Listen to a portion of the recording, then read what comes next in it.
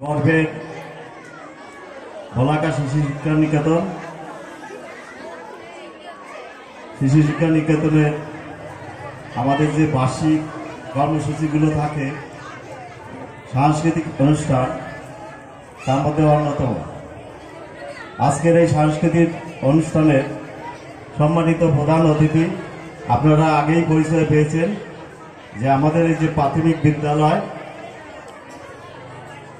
সেই প্রাথমিক শিক্ষা, সরকারি প্রাথমিক যে শিক্ষা, সেই শিক্ষা দপ্তরের আমাদের নর্থ 24 পরগনা জেলা, তার মধ্যে অনেকগুলো সার্কেল থাকে। সেই বারাসাত, দত্তপুকুর, কদমগাছি, এরকম কয়েকটি সার্কেলের প্রাথমিক শিক্ষা অধিকর্তা শ্রী অমিত মণ্ডল আমাদের মাঝে আজকে প্রধান অতিথি আসন অলঙ্কৃত করেছেন। তাকে বিদ্যালয়ের পক্ষ থেকে আন্তরিক অভিনন্দন।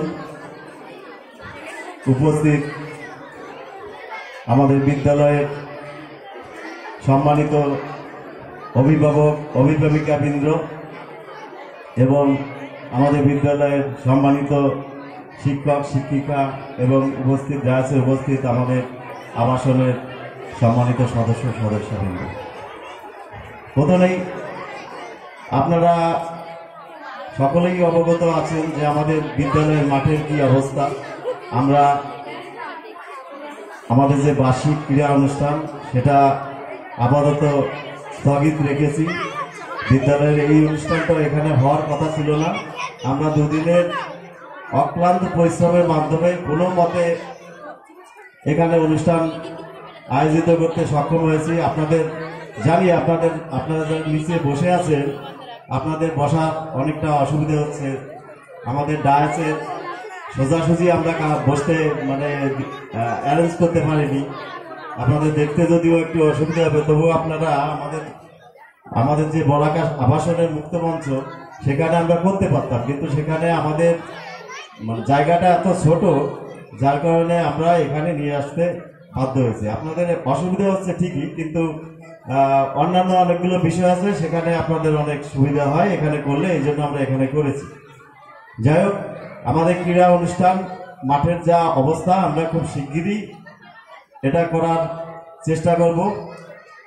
আপনারা সকলেই সহযোগিতা করবেন, কারণ মাঠের অবস্থা ভালো না। তার মধ্য দিয়ে আমরা আমাদের বার্ষিক এই অনুষ্ঠানগুলো সমাপ্ত করব এই কারণে যে আমাদের এই অনুষ্ঠানগুলোর পরেই আমাদের বিদ্যালয়ের পঠন পাঠন একদম পুরোদমে শুরু হবে এবং পরীক্ষা, বিভিন্ন বিষয় থাকবে।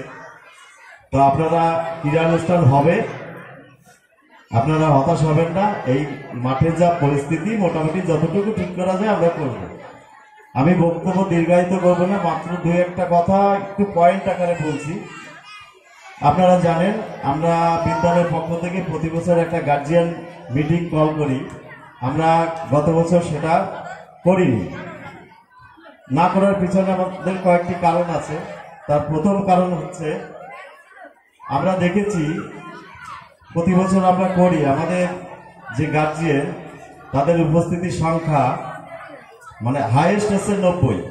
আমাদের বিদ্যালয়ে প্রায় 600 স্টুডেন্ট, সেখানে হাইয়েস্ট উপস্থিতি 90। আমরা গার্জিয়ান মিটিং সাধারণত অনুষ্ঠিত করি যে আমাদের বিদ্যালয় পরিচালন কমিটির যারা সদস্য আছেন, তাদের সঙ্গে পরিচয় এবং তাদের কিছু কথা আপনাদের সামনে তুলে দেওয়ার জন্য। কিন্তু 90 জন, 80 জন, 70 জন, এদের সামনে আর কি কথা বলা যায়। আমরা সিদ্ধান্ত নিয়েছি যে না, এই 90 জনের সামনে আমরা গার্জিয়ান মিটিং না করে, বরং আমরা যদি কোনো ভালো সাইকিয়াট্রিস্ট, ডাক্তার বা এই ধরনের কাউকে যদি আমরা পেয়ে যাই, তাহলে বছরে কোনো না কোনো সময় একটা সেমিনার অন্তত করব। আমরা গার্জিয়ান মিটিং এর অল্টারনেটিভ হিসাবে আমাদের বিদ্যালয়ে বছরে 3 থেকে 4 বার, যেটাকে বলে পিটিএম, ক্লাস ওয়াইজ পিটিএম, আপনারা প্রত্যেক অভিভাবক, অভিভাবিকাবৃন্দ, আপনাদের যে আগে থেকেই নোটিশ দেওয়া হবে, সেই নোটিশ অনুযায়ী আপনারা পিটিএমে উপস্থিত হবেন। আপনাদের ছাত্র ছাত্রীদের যে সমস্যা, সেটা তো বলবেন, এবং সেখানে আপনারা বিদ্যালয়ে আপনাদের যদি কোনো উপদেশ, কোনো অ্যাডভাইস, কোনো কিছু থাকে বিদ্যালয় সম্পর্কিত যে কোনো বিষয়, আপনারা ওই পিটিএমে আপনারা বলবেন আমাদের পিটিএম এর যেসব প্রতিনিধি থাকবেন তারা সেটা নোট করবে। আমরা সেই আপনাদের কোনো সমস্যা বা কোনো অ্যাডভাইস থাকলে সেগুলো নিয়ে গুরুত্ব সহকারে বিবেচনা করব। বছরে কমপক্ষে 3 বার আপনাদের সঙ্গে আমাদের টিচাররা ক্লাস ওয়াইজ বসবে, আপনারা উপস্থিত হবেন। একদিনই সব ক্লাসে হবে না, ক্লাস ওয়াইজ বিভিন্ন ডেতে হবে। আপনারা প্রত্যেকেই, আপনাদের অনুরোধ করছি, আপনারা সেখানে উপস্থিত হবেন। আপনাদের কোনো সমস্যার কথা সেখানেই জানাবেন। আমরা হয়তো ওই 90 জন বা 80 জন বা 100 জন গার্জিয়ান নিয়ে আমরা গার্জিয়ান মিটিং হয়তো করব না। গার্জিয়ান মিটিংকে আমরা বছরে 3 বার গার্জিয়ানদের সঙ্গে ডাইরেক্ট ক্লাস ওয়াইজ আমরা আমাদের যে সেমিনার কক্ষ আছে উপরে, সেখানে আপনাদের সঙ্গে কথাবার্তা যাবতীয় সবকিছু ওখানেই হবে। আরেকটা বিষয় আমি উল্লেখ করছি, আপনারা সকলেই জানেন যে আমাদের এই যে বিদ্যালয়, এটা বলাকা সমবায় আবাসন পরিচালিত এবং সমবায় আবাসনের ভিতরেই বিদ্যালয়টা অবস্থিত।